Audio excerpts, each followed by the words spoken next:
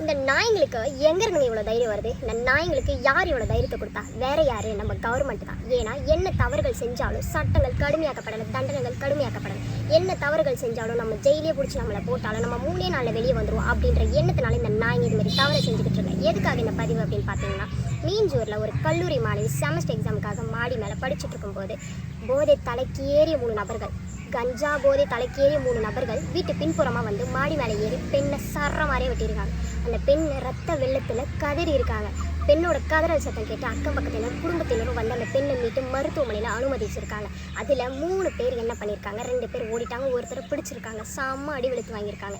எனக்கு தெரிஞ்சு நீங்கள் பண்ணது தப்பு, நீங்கள் அடிச்சிருக்கக்கூடாது, நீங்கள் பண்ணது தப்பு, அங்கேயே கொன்று இருக்கணும். எனக்கு தெரிஞ்சது என்னோட கருத்து. உங்கள் கருத்து என்னென்னு கமெண்ட் பாக்ஸில் சொல்லுங்கள்.